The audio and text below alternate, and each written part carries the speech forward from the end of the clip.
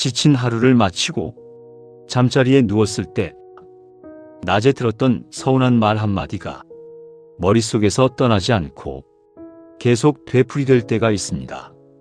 자녀가 무심코 내뱉은 말, 직장 동료와의 미묘한 갈등, 남과 비교하며 문득 작아지는 마음, 혹은 언젠가 잃어버릴까 두려운 건강과 재산에 대한 걱정이 가슴을 짓눌러 밤잠을 설치게 만듭니다. 우리는 이 고통과 불안이 너무나 단단하고 견고해서 절대로 쉽게 바꿀 수 없는 현실이라고 느낍니다. 그런데 동양에서 가장 널리 알려진 경전인 반야심경은 우리가 겪는 이 현실을 조금 다른 방식으로 바라봅니다. 많은 이들이 반야심경하면 가장 먼저 떠올리는 문장이 있습니다. 바로 색즉시공 공즉시색입니다. 그렇다면 색즉시공은 정말 세상 모든 것이 아무 의미도 없고 허무하다는 뜻인 걸까요? 오늘 밤에는 이 유명한 문장 뒤에 숨겨진 진짜 의미를 함께 따라가 봅니다. 반야심경의 정확한 이름은 반야바라밀다심경입니다. 여기서 반야는 사물의 진정한 모습을 꿰뚫어보는 지혜를 뜻하고, 바라밀다는 흔히 지혜의 완성 또는 피안에 이르는 수행이라는 뜻으로 풀어집니다. 심경은 이 위대한 지혜의 핵심만을 모아놓은 경전이라는 뜻입니다. 한자어로는 거창해 보이지만 결국 괴로움에서 벗어나게 해주는 지혜의 정수라는 뜻입니다. 반야심경에서는 관자재보살이 깊은 반야바라밀다를 행하며 오온이 모두 공함을 비추어 봅니다. 그리고 사리자에게 공의 가르침을 풀어갑니다. 이 짧은 경전 안에는 우리가 세상과 나 자신을 바라보는 방식을 새롭게 돌아보게 하는 깊은 가르침이 담겨 있습니다. 반야심경을 이해하기 위해 먼저 색이라는 글자를 들여다봅시다. 우리는 보통 색이라고 하면 빨강이나 파랑 같은 색깔 혹은 남녀 간의 감정을 떠올리기 쉽습니다. 하지만 반야심경에서 말하는 색은 산스크리트어로 루파, 여기서는 몸과 물질적 형태를 가리킵니다. 더 쉽게 말해 우리가 눈으로 보고 손으로 만질 수 있는 몸과 사물, 그리고 우리가 경험하는 모든 물리적 현실을 의미합니다. 지금 당신 앞에 놓인 차가 담긴 찻잔, 방 안을 채우고 있는 가구들, 그리고 밤바람에 흔들리는 창밖의 나뭇잎, 심지어 지금 숨을 쉬고 있는 나 자신의 몸도 모두 색에 해당합니다. 우리는 이 모든 것들이 고정된 형태로 언제나 그 자리에 존재한다고 믿습니다. 그런데 반야심경은 몸과 물질만 공하다고 말하지 않습니다. 우리가 느끼고 받아들이는 작용인 수, 대상을 인식하고 표상을 형성하는 상, 마음속에서 일어나는 의지와 여러 작용인 행, 그리고 대상을 분별하여 아는 의식인식, 색과 함께 이 다섯을 오온이라 부릅니다. 반야심경은 이 오온 모두가 공하다고 말합니다. 그렇다면 반야심경은 왜 이 오온을 말한 뒤 곧바로 공이라는 단어를 붙였을까요? 바로 이 지점에서 가장 많은 오해가 시작됩니다. 많은 사람이 공을 아무것도 없는 텅 비어있는 상태 혹은 허무주의로 생각합니다. 어차피 다 비어있는 것이니 삶은 아무 의미가 없다라고 해석하는 것입니다. 하지만 불교에서 말하는 공은 무나 허무가 아닙니다.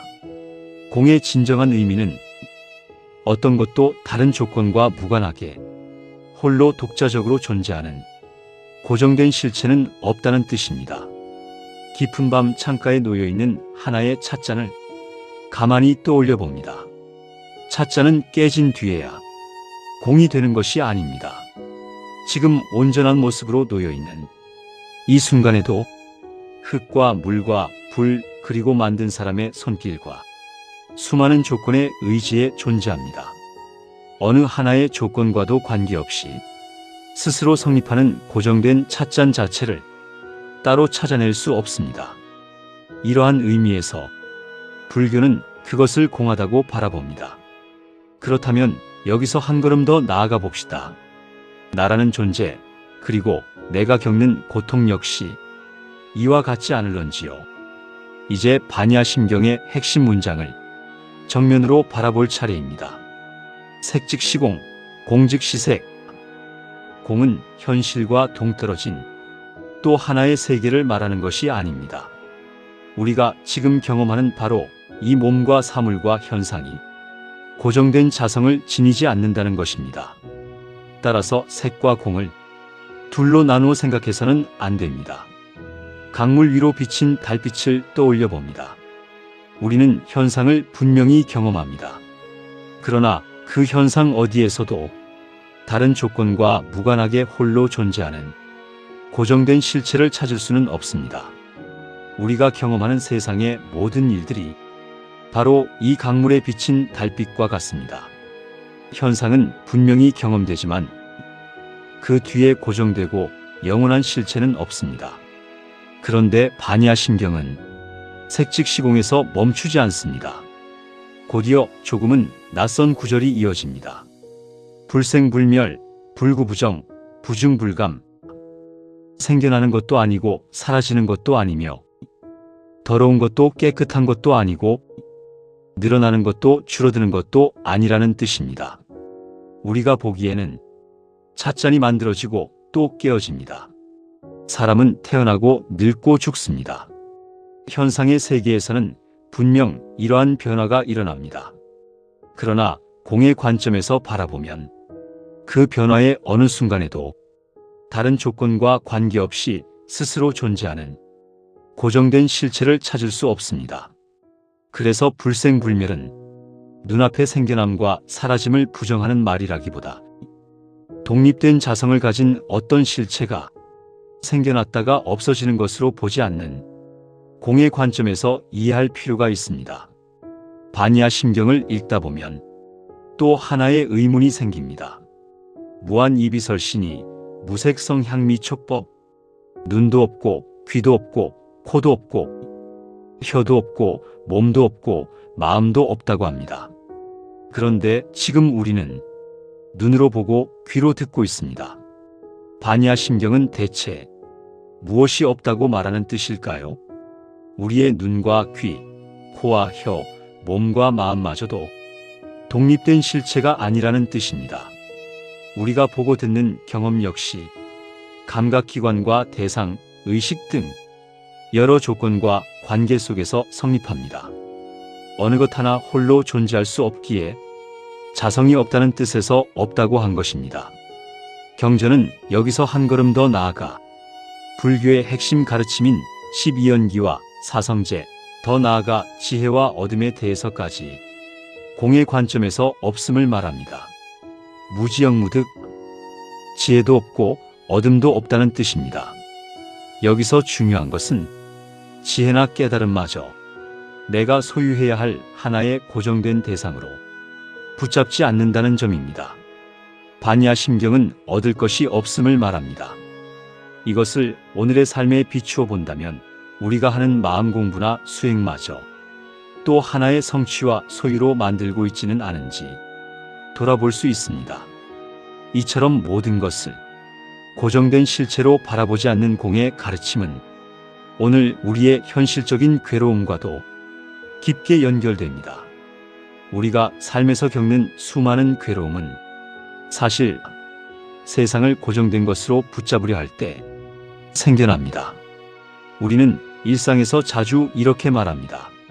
저 사람은 원래 이기적인 사람이야. 나는 완전히 실패한 사람이야. 우리 아이는 반드시 이런 사람이 되어야 해. 이 관계는 절대로 변해서는 안 돼. 우리는 사람과 상황, 그리고 자기 자신에게 고정된 이름표를 붙여버립니다. 그리고 그 모습이 영원히 변하지 않기를 바라거나 그 틀에 갇혀 스스로를 괴롭힙니다. 하지만 공의 가르침은 우리에게 말해줍니다. 나를 괴롭히는 그 사람의 행동도 나를 절망하게 만든 실패라는 상황도 모두 과거의 수많은 조건과 원인이 모여 잠시 일어난 현상일 뿐이라는 것입니다. 조건이 달라지면 상황도 변하고 그것을 받아들이는 나의 생각과 감정도 끊임없이 달라질 수 있습니다.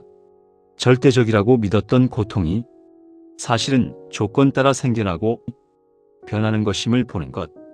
이것이 바로 반야심경이 우리에게 전하는 시선의 변화입니다. 반야심경에는 이러한 공의 지혜에 의지할 때 어떤 변화가 생기는지 말해줍니다. 신무괴, 무괴고, 무유공포. 반야심경은 반야바라밀다에 의지하는 보살에게 마음에 걸림이 없고 걸림이 없으므로 두려움도 없다고 말합니다. 우리는 왜 늘 미래가 불안하고 두려운 걸까요? 내가 가진 재산, 나의 건강, 나의 지위, 그리고 내가 사랑하는 관계가 영원히 이대로 머물러야 한다는 강한 집착이 있기 때문입니다. 그것이 바뀔까봐 혹은 사라질까봐 마음에 걸림이 생기고 그 걸림이 곧 두려움이 됩니다. 이것은 단순히 걱정하지 말자고 마음먹는 것과는 다릅니다. 공이라는 개념을 한번 이해했다고 해서 모든 두려움이 곧 사라진다는 뜻도 아닙니다. 우리가 붙잡고 있는 것들을 고정된 실체로 보는 시선에서 벗어나는 깊은 지혜가 두려움으로부터의 자유와 연결된다는 가르침입니다. 반야심경의 마지막에는 짧은 진언이 이어집니다. 아제, 바라아제, 바라승아제, 모지, 사바. 흔히 피안으로 나아가 깨달음에 이르는 뜻으로 풀이되는 이 진언은 번역하기보다 원음 그대로 독송되어 왔습니다. 그렇게 반야심경은 긴 설명 대신 피안으로 향하는 이 짧은 진언과 함께 조용히 끝을 맺습니다. 이제 반야심경의 가르침을 오늘의 삶에 비추어 보겠습니다. 첫째, 괴로운 생각이 꼬리를 물 때 스스로에게 가만히 물어봅니다. 이것은 영원히 변하지 않는 절대적인 사실인가? 잠시 생각을 멈추고 현상을 바라봅니다. 둘째, 누군가가 유독 미워질 때 그 사람에게 원래 나쁜 사람이라는 고정된 꼬리표를 붙이고 있지는 않은지 살핍니다.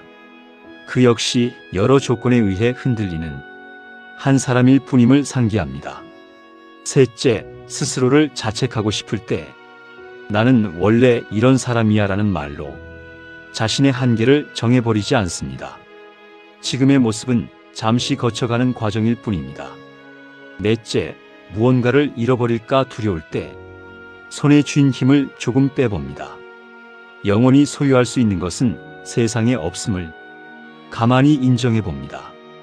다섯째, 잠자리에 들기 전 반야심경의 한 구절을 천천히 필사하거나 마음속으로 읊조리며 오늘 하루의 집착을 놓아주는 시간을 갖습니다.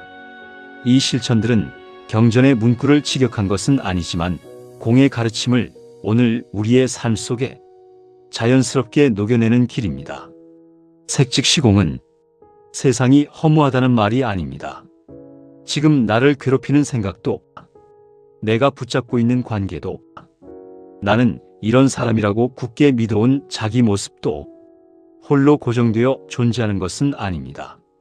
조건에 따라 생겨난 것은 조건에 따라 달라질 수 있습니다. 오늘 밤 모든 걱정을 억지로 없애려고 하지 않아도 좋습니다. 다만 그 걱정을 바라보며 조용히 한번 물어봅니다. 나는 지금 무엇을 변하지 않는 것처럼 붙잡고 있는가? 반야심경의 지혜는 바로 그 질문에서 다시 시작됩니다. 오늘 우리가 내려놓아야 할 것은 세상이 아니라 세상은 반드시 이래야 한다고 붙잡고 있던 마음인지도 모릅니다. 모든 것은 인연 따라 머물고 인연 따라 달라집니다. 그러니 오늘 밤만큼은 바꿀 수 없는 것을 붙잡느라 마음을 다 쓰지 않아도 좋겠습니다. 반야심경의 한 구절이 오늘의 걱정을 없애주지는 않더라도 그 걱정을 조금 다르게 바라보는 지혜가 되어주기를 바랍니다. 오늘 밤도 부처님의 말씀과 함께 평안한 밤 보내시길 바랍니다. 붓다의 법향이었습니다.